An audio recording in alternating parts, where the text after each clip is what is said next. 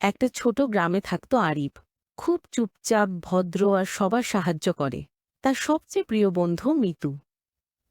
প্রতিদিন তারা দুজন মাঠে গল্প করত, ঘুড়ি ওড়াত আর স্বপ্ন দেখত একদিন আমরা বড় কিছু করব।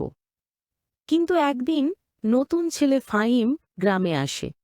সে তীক্ষ্ণ, বুদ্ধিমান আর খুবই আকর্ষণীয়। মিতু ধীরে ধীরে ফাহিমের সাথে বেশি সময় কাটাতে শুরু করে। মিতু আজকেও আসেনি। আমাকে কি ভুলে গেল? আরিফ চুপচাপ হয়ে যায়। খেলাধুলা, গল্প সব বন্ধ। সে মনে মনে ভাবে, হয়তো আমি যথেষ্ট ভালো বন্ধু ছিলাম না।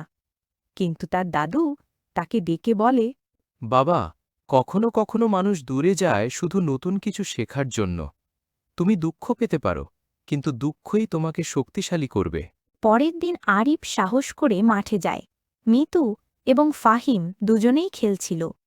মিতু, যদি আমি কিছু ভুল করে থাকি আমাকে বলো। আমি আবার আমাদের বন্ধুত্ব ফিরে চাই।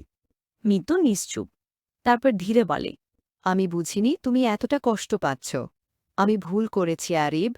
আপনারা দুজন তো দারুণ বন্ধু। আমরা তিনজন একসাথে খেলতে পারি।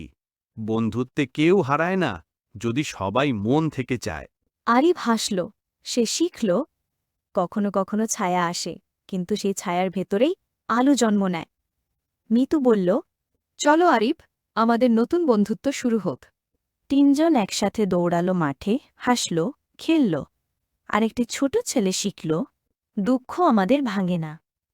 দুঃখ আমাদের শেখায়, যেখানে মন ভালো থাকে সেখানেই বন্ধুত্ব ফিরে আসে।